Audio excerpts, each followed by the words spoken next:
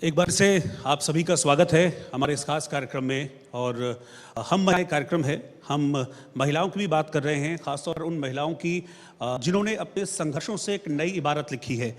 और इसी कड़ी में आज मेरे साथ रावत जी। और अगर मैं उत्तराखंड की राजनीति की बात करता हूं तो वो बात तब तक अधूरी रहती है जब तक उसमें हरक सिंह रावत जी का नाम न लिया। बहुत बहुत स्वागत है हरक सिंह रावत जी आपका इंडिया न्यूज में। नमस्कार। हरक सिंह रावत जी, कुछ दिनों से बड़े लापता से आप चल रहे हैं, राजनीति में बड़े गायब से हैं, बहुत शांत से। और जब हरक सिंह रावत शांत होते हैं तो राजनीति में मजा नहीं आता है। तो क्या ये तूफान से पहले की शांति है? नहीं, ऐसा नहीं है, क्योंकि विधानसभा चुनाव के बाद ये ठीक है कि कई बार कुछ जीवन में लगातार अगर आप संघर्ष करते हैं और हर संघर्ष के बाद कुछ आराम भी होना चाहिए, कुछ शांति होनी चाहिए, जिससे कि आप फिर जो नया खेल खेलें या नई पारी खेलें उसमें बड़े उत्साह के साथ, जोश के साथ, लंबे समय तक। अच्छा, मतलब कोई नई तैयारी चल रही है आपकी? हाँ बिल्कुल। मैं सोचता हूँ कि मैं क्योंकि मिलिट्री साइंस का विद्यार्थी रहा हूँ, शिक्षक रहा हूँ, हम जब पीस होता है, जब युद्ध होता है तो सेनाएं लड़ती हैं यहाँ पर, लेकिन जब पीस होता है, शांति होती है, कोई नहीं होता है, तो वो सेनाओं के लिए आराम का समय नहीं होता है, रिहर्सल में होता है, तैयारी का समय होता है। इसी तरह राजनीति में आपको 10 कदम आगे बढ़ना चाहिए, फिर 4 कदम पीछे होना चाहिए, फिर 20 कदम आगे बढ़ो, फिर 10 कदम पीछे रहो, जिससे कि आप लंबी पारी खेल सको, लंबे जीवन तक समाज की सेवा कर सको। तो मेरी कोशिश ही है। 98 में भी एक ऐसा ही पड़ाव मेरे जीवन में आया था, जब राजनीतिक दृष्टिकोण से मैं खादी ग्राम उद्योग बोर्ड का चेयरमैन, उत्तर प्रदेश में मायावती और कल्याण सिंह जी की मिली सरकार थी। 6 महीने के लिए मायावती और 6 महीने के लिए कल्याण सिंह जी को मुख्यमंत्री बनना था। तो क्योंकि मुझे मायावती जी ने खादी ग्राम उद्योग बोर्ड का चेयरमैन आया था उत्तर प्रदेश का, और जो समर्थन वापस ले लिया कल्याण सिंह जी से, तो मैं रह सकता चेयरमैन। लेकिन मुझे लगा जिस चीफ मिनिस्टर ने मुझे चेयरमैन बनाया है, जब उन्होंने सरकार से समर्थन वापस ले लिया, मैं रिजाइन कर लिया। और फिर 1 साल का पीरियड मेरे राजनीतिक जीवन के लिए, और उस 1 साल में मैंने राजनीति तो नहीं की, लेकिन मैंने हस्तरेखा विज्ञान को ठीक किया। मैं हस्तरेखा विज्ञान को अध्ययन करने लगा। इसलिए राजनीति अंग्रेजी जो है बड़े अच्छे से पढ़ लेते हैं। क्योंकि मैं हिंदी मीडियम का पढ़ा हूँ, गांव के स्कूल के, जैसे पहाड़ में उस समय हिंदी मीडियम के स्कूल थे, कॉन्वेंट स्कूल नहीं थे। एबीसी हम लोग शिक्षा शुरू थे, और मैं पीसीएम ग्रुप का स्टूडेंट रहा हूँ, फिजिक्स केमिस्ट्री मैथ्स का स्टूडेंट रहा हूँ। तो साइंस का बच्चा इंग्लिश और हिंदी पे ध्यान नहीं देता। हम मैथमेटिक्स में सेम बुकती थी हमारे इंटरमीडिएट में। और जो डीजी दूरदर्शन राम मयंक अग्रवाल मेरे क्लास फेलो रहे। तो हम लोग साइंस के बच्चे अंग्रेजी पे उतना ध्यान नहीं देते थे। जिस दिन अंग्रेजी का पेपर होता, 3-4 दिन पहले अंग्रेजी को पढ़ते थे या हिंदी को पढ़ते। इसलिए मेरी अंग्रेजी बहुत अच्छी नहीं थी, तो इसलिए मैंने 90 में अपनी अंग्रेजी को भी अच्छा की कोशिश की। ज्योतिष विज्ञान पढ़ा, फिलॉसफी दर्शन पढ़ा, मीमांसा, बौद्ध दर्शन, जैन दर्शन, चारवाक दर्शन। आदमी को मैं अब इस एक साल का पीरियड आप देखेंगे, मैं आज ही गांव से आया हूं, तो आंवले का बगीचा लगाया मैंने, लेमन ग्रास लगाया है। नहीं, ये तो आप बताने के लिए कह रहे हैं, लेकिन तैयारी किस चीज की कर रहे हैं? लेकिन अब तो मैं तैयारी कर रहा हूँ। अब तो मैं एक्टिविटी आप देखेंगे सोशल मीडिया पर पिछले 6 महीने की गतिविधियाँ 26 जनवरी शुरू की थी। 26 जनवरी से मैंने धर्मपुर विधानसभा से शुरू की, फिर डोयला विधानसभा, फिर ऋषिकेश विधानसभा, फिर रास्ता तो हरिद्वार जाता दिख रहा है। सब विधानसभाएं हरिद्वार लोकसभा की सीटें हैं रुकी, सभी में तैयारी चल रही है। और कई बार क्या होता है कि एक एम बनाते हैं। जब मैं भाजपा में भी मंत्री था, तीरथ रावत जब मुख्यमंत्री बने, मैंने मनमोहन जी से भी उस समय कहा था कि मैं मंत्रिमंडल की शपथ नहीं लेता हूँ, क्योंकि मेरा विद्यार्थी रहा है और मैंने राजनीति में उसको हाथ पकड़ के सिखाया है। जब वो उसके पास कमरा नहीं होता था, मैं चीफ वार्डन था यूनिवर्सिटी का, तो अपने ऑफिस के रूम में उसको जगह दी। तो मैंने कहा भाई मैं मंत्री पद की शपथ नहीं लूँगा। फिर जब धामी जी मुख्यमंत्री बने, भी मैंने अमित शाह जी के करीब 4-5 कॉल लगातार आते रहे कि आप शपथ लो। नहीं, मैं शपथ नहीं लूंगा। फिर उन्होंने लास्ट में मुझसे कहा कि नहीं, इस बार तो आप शपथ ले लो। और मैं विधानसभा चुनाव लड़ने के लिए मैंने कहा बहुत हो गया। उत्तर प्रदेश से लेकर उत्तराखंड में लगातार आप लोग जितने साल लोग नौकरी करते हैं। तो यही वजह रही भाजपा छोड़ने की? नहीं, भाजपा छोड़ने में इस विषय क्योंकि बहुत समय हो जाएगा, क्योंकि हम उत्तराखंड की राजनीति पे बात करने के लिए यहाँ बैठे हैं और वो विषय बहुत लंबा हो जाएगा। जो हो चुका मुझे मैं थोड़ा सा तो जरूर आपसे पूछूंगा। जब आपने जिक्र छेड़ा है इस बात का, तो आप बताइए कि सब जानना भी चाह रहे हैं, सब देश में लोग देख रहे हैं, सब ये जानना चाहते हैं कि भाजपा छोड़ने की वजह थी क्या? कोई वजह नहीं थी और मैं फिर उसको दोहराना नहीं चाहता हूँ, क्योंकि मैंने जब भाजपा ने मुझे निकाला तो भले उन्होंने कारण जो भी दिया हो, मुझे प्रहलाद जोशी जी ने कह दिया था आपको केदारनाथ फाइनल कर दें। अमित शाह जी ने मुझको एक दिन कॉल किया, 8 कॉल किए उन्होंने, और उनसे कहा रख सिंह जी आप जिस विधानसभा से लड़ना चाहो आप पुष्कर जी को बता दीजिएगा, आपको सीट पे चुनाव और टिकट आपका दे दिया जाएगा। लास्ट में प्रहलाद जोशी ने मुझसे कहा कि रावत जी आप कुर्दा से क्यों नहीं लेना चाहते हो? नहीं जीतोगे। मैंने कहा मैं पिछली बार 11,000 वोट से जीता था, इस बार 15,000 वोट से जीतूंगा। लेकिन एथिक्स होती है, कुछ नैतिकता होती है। मैं पिछले चुनाव में 5 वायदे कोटद्वार की जनता से किए थे। मैं जिला बनाऊंगा तो उसका तो मैं तर्क दूंगा कि मैं पूरे उत्तराखंड में कोई जिला नहीं बनाया, मैं इसलिए जिला नहीं बना पाया। मेडिकल कॉलेज के लिए मैं कहूंगा कि मैंने 25 करोड़ का जियो जारी करवा दिया। मैंने कहा मैं लाल डांग चिलखाल सड़क के लिए कहूंगा कि मैंने 70% बना दी। लेकिन जब मुझसे कोई पूछेगा कि आपने सेंटर स्कूल के लिए घोषणा की थी, सैनिक बाहुल्य क्षेत्र है और आप सेंटर स्कूल नहीं बना पाए, तो मैंने निशंक जी जब मानव संसाधन मंत्री थे मैंने फाइल पूरी तैयार करवा दी। जब जावड़ेकर जी मानव संसाधन मंत्री थे मैं उनसे कई बार मिला और अंतिम चरण में था, केवल कैबिनेट में जाना था, जियो जारी होना था।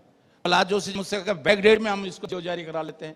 मैंने कहा नहीं, अब वो मजा नहीं आएगा, क्योंकि ये नैतिकता कहेगी। मैं मंच पे खड़ा होऊंगा और आदमी का भाषण आदमी के देखिए, मैं आज आपको बताऊं, कई बार लोग कहते हैं राव जी आप बहुत अच्छा बोलते हो। मैंने कहा मैं नहीं अच्छा नहीं बोलते हूं, मैं आपके दिल की बात करता हूं, दिल से करता हूं, इसलिए आपके दिल को छू जाती है। तो जब आपका भाषण कब अच्छा होता है, कब जनता को प्रभावित करता है, जब आप उनकी मन की बात करते हैं, उनके दिल की बात करते हैं, उनके हकों की बात करते हैं, उनके अधिकारों की बात करते हैं, तब आपका भाषण, तब आपकी बात लोगों को समझ में आती है। आपने दिल की बात की है रावत जी, आज दिल पे हाथ रखिए, बताइए कि 2016 में उस दिन क्या हुआ था जब विधानसभा में बजट पेश किया गया था और उसके बाद सारी तस्वीर बदल गई थी। उस दिन क्या हो गया था 2016 में ऐसा? बहुत मैंने कहा मैं पिछले इतिहास में नहीं जाना चाहता हूं। अभी मेरे बड़े भाई हरीश राव जी भी आपके इस कार्यक्रम में आएंगे, मैं उनसे भी पूछूंगा।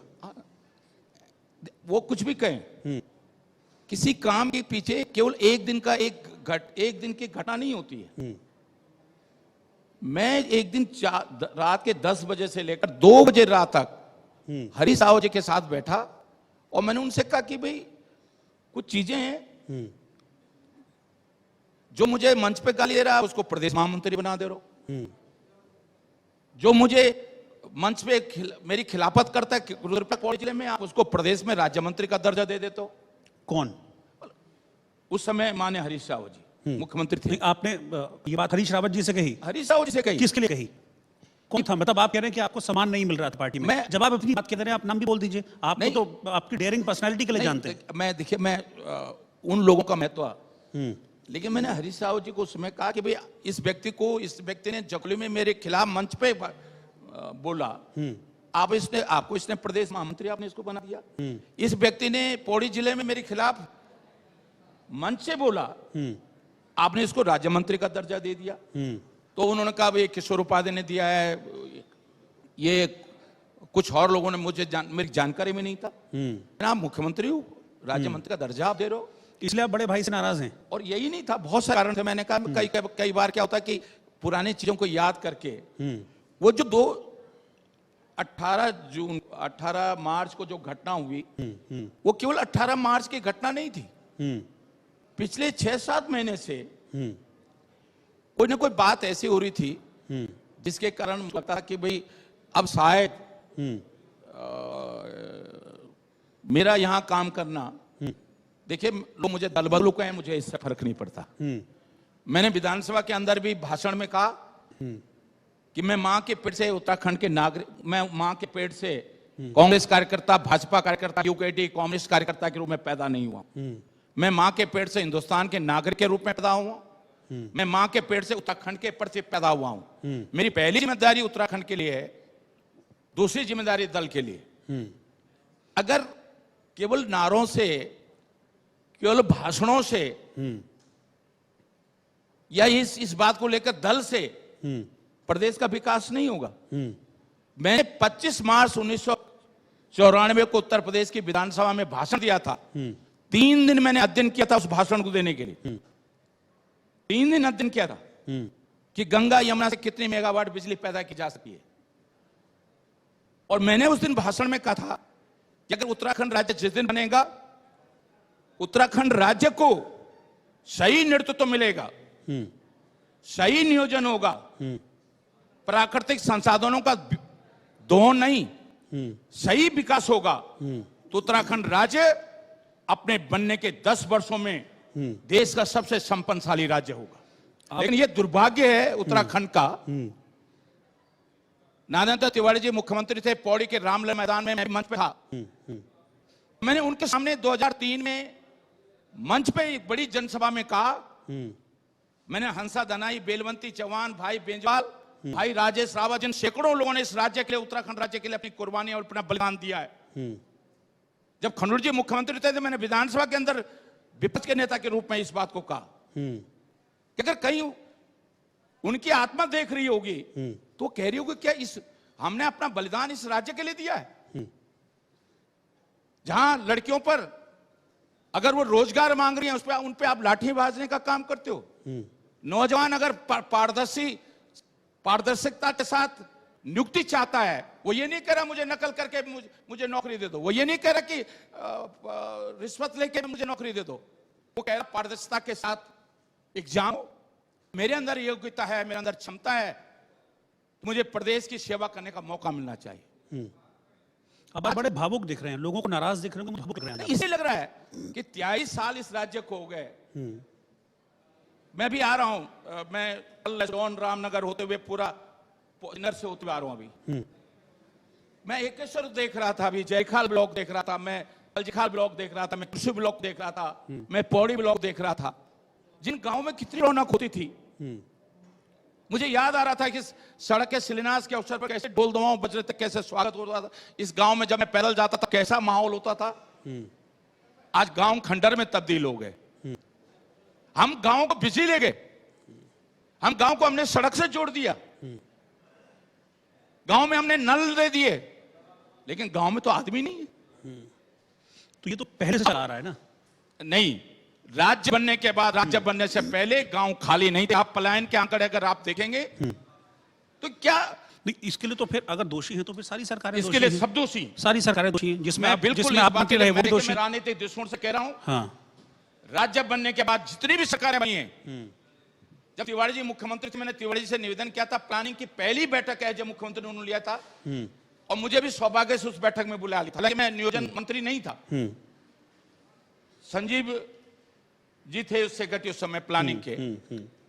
और मैंने तिवारी जी से कहा, मैंने कहा तिवारी जी, उत्तराखंड की ज्योग्राफी को देखते हुए, टोपोग्राफी को देखते हुए, भौगोलिक परिस्थितियों को देखते हुए एक प्लानिंग होनी चाहिए कि किस साइड पे हम पेड़ लगाएं, किस साइड पे हम फलदार पौधे लगाएं, किन हाइट पे हम बस्ती बसाएं। अगर अनियोजित विकास होगा, भी दो परिवार, एक कोई ग्राम प्रधान मेरा समर्थक है तो हमने 20 किलोमीटर सड़क बना दी, 20 करोड़ की सड़क बन गई, 2 परिवार उस गांव में रह रहे हैं। अब 2 परिवारों के लिए अगर हम 20 किलोमीटर सड़क बनाएंगे तो अनियोजित विकास है, सरकार के सरकारी संसाधनों का दुरुपयोग है। ठीक है, ठीक है। आप इंडिया न्यूज के मंच पर आज आए हैं, मुझे एक ब्रेकिंग न्यूज आप देके जाइए कि हरिद्वार से चुनाव लड़ रहे हैं या नहीं। आपको मिल गया है पार्टी आला कमान से हरी झंडी, क्योंकि तैयारी तो खूब कर रहे हैं आप खूब चक्कर काट। ब्रेकिंग न्यूज देके जाइए आज। देखिए, मैं एक बात आपसे कहूं, हर आदमी की मैं कह रहा था कि मैंने अमित शाह जी से कहा मैं एमपी एमएलए चुनाव नहीं लड़ना चाहता हूं। नहीं, वो तो आपने अभी भी कहा था कि मुझे चुनाव नहीं लड़ना है, तो आपने विधानसभा के लिए कहा था। मैंने कांग्रेस में जब सम्मिलित होने की बात हुई, नहीं, वो आपने विधानसभा के लिए कहा था। हाँ, विधानसभा के लिए मैंने कहा था, यानी कि लोकसभा लड़ेंगे आप। मैंने कहा भाई मैं विधानसभा का चुनाव नहीं लड़ना चाहता हूं। ठीक है। अगर एक दिन मैं माफ करना, हरीश राव जी मुख्यमंत्री थे, मैं मंत्री था, राणा जी मैं मंत्री था, तो एक सब इंस्पेक्टर खड़ा था ड्यूटी में, ऐसा मेरा भाषण चल रहा था, एक सब इंस्पेक्टर खड़ा था। मैंने उससे कहा भाई तुम उम्र से मैंने अंदाजा लगा लिया कि भाई बूढ़ा है तो ये सब इंस्पेक्टर तो भर्ती हुआ नहीं होगा। मैंने उससे कहा भाई तुम भर्ती कैसे पुलिस में हुए? कहा सिपाही भर्ती हुआ। मैंने कहा सिपाही से तुम हवलदार बन गए, हवलदार से एडिशनल सब इंस्पेक्टर बन गए, एडिशनल सब इंस्पेक्टर से सब इंस्पेक्टर बन गए। हरीश राव जी मंत्री थे, मंच पे थे, किसान आंदोलन में कृषि मंत्री था। मैंने कहा मैं मंत्री के रूप में 91 में पहली बार एमएलए हुआ, पहली बार मंत्री होगा और आज भी मंत्री हूं। आप सोचो जितने लोग सरकारी नौकरी नहीं करते हैं उतने साल तो मैं मंत्री रह गया उत्तर प्रदेश से उत्तराखंड में।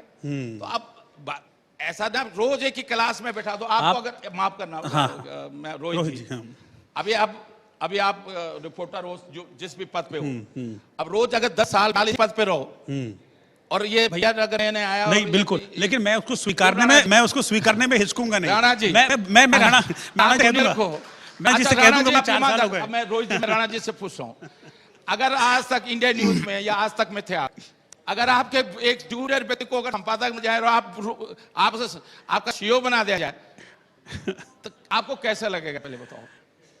तो मैं इसलिए मैंने कहा कि भाई मैं रोज एमएलए की नौकरी ये सेवा रोज एमएलए नहीं बनना चाहता हूं और न मैं मंत्री बनना चाहता हूं। मतलब मुख्यमंत्री बनना चाहते थे अब भैया देखो, अब वो आप बनाओगे नहीं। अरे आपका मतलब देखिए यही तो बात है। देखिए रावत जी, देखिए जब आप कह रहे हैं, जब इतनी बात आपने खुल के कह दी तो फिर पूरा कह दीजिए ना। रोहित जी मैं एक चीज कहता हूं, मैं कल भी किसी को कह रहा था एमएलए बनना आपके हाथ में, एमपी बनना आपके हाथ में, लेकिन मुख्यमंत्री बनना आपके हाथ में नहीं।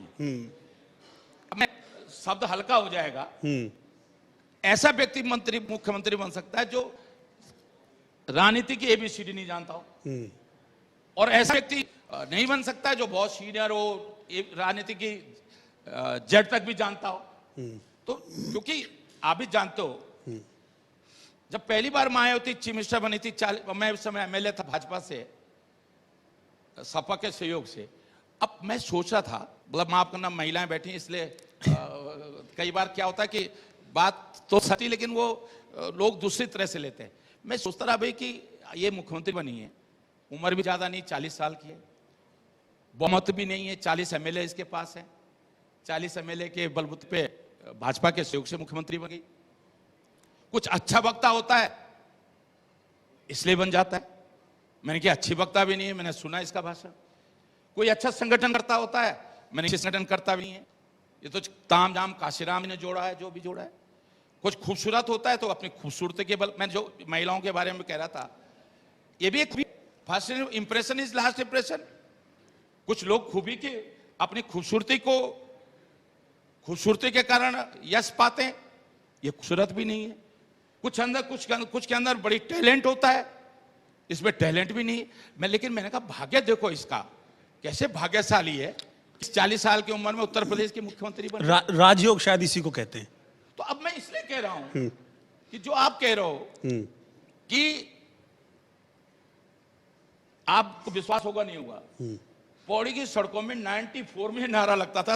राणा सिंह जब मैं एक दिन टीरी डिग्री कॉलेज का शपथ देख ले आके आ रहे थे, उनका वो था आगे, उनका गार्ड था गनर, तो वो सुरती लगाता है जैसे तंबाकू और पूरब में नहीं लगाते, तो उसने मेरी तरफ हाथ बढ़ा, नहीं राणा सिंह अच्छा हाथ क्या, तो राणा सिंह ने कहा हे यादव था वो, यादव मुझको क्यों खिला रहा है, इनको चीफ मिनिस्टर बन, तेरा प्रमोशन ये करेंगे।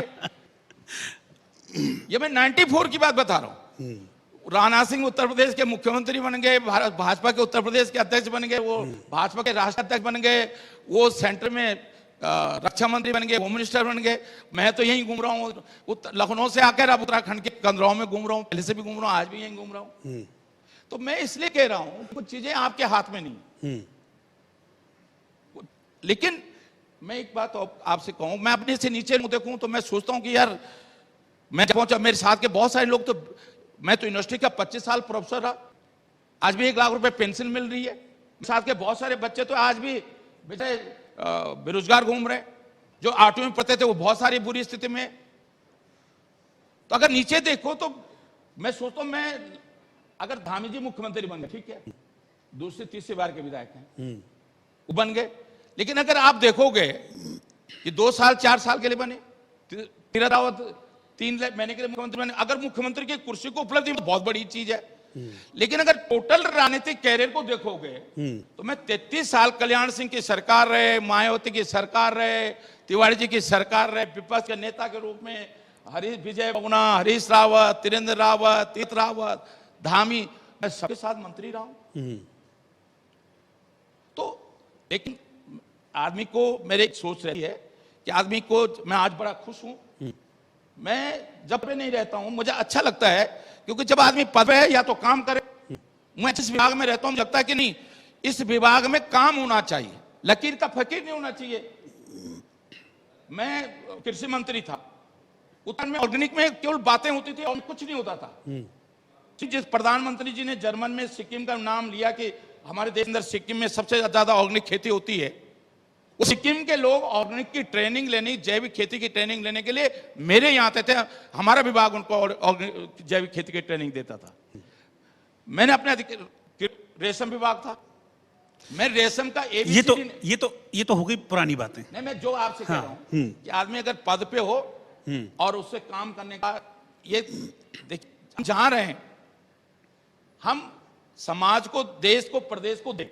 आज दून मेडिकल कॉलेज बना है, नर्सिंग काउंसिल बनी है, गुलाम नबी जी हेल्थ मिनिस्टर थे, एम्स के उद्घाटन आए थे, मंच से उन्होंने मेरी तारीफ की कि जम्मू कश्मीर बड़ा प्रदेश है लेकिन इतने मेडिकल कॉलेज नहीं। हरक सिंह जी ने इतने कम समय में उत्तराखंड इतने मेडिकल कॉलेज बनवा दिए।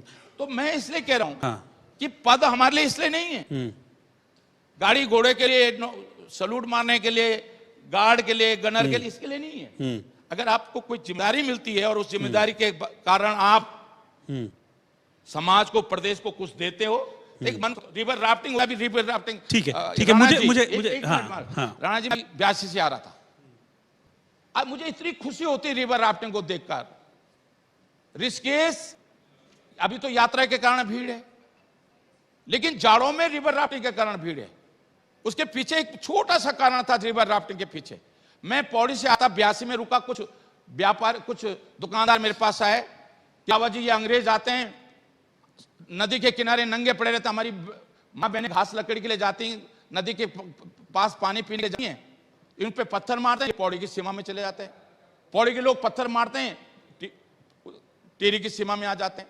मैं उसी दिन आया देहरादून, घंटाघर में पीडब्ल्यूडी बंगला था, डीजी टूरिज्म थे, पांगते जी, कमिश्नर गढ़वाल भी थे, डीजी टूरिज्म भी थे, एडिशनल डायरेक्टर द्विवेदी था। मैंने उनको बुलाया और उसी दिन रिवर राफ्ट के लिए लाइसेंस की व्यवस्था करी, कौड़िया से लेकर ऋषिकेश तक, से हमारा कंट्रोल भी रहेगा, उत्तराखंड के लोगों को रोजगार भी मिलेगा और ये विधिवत एक व्यवसाय भी बनेगा।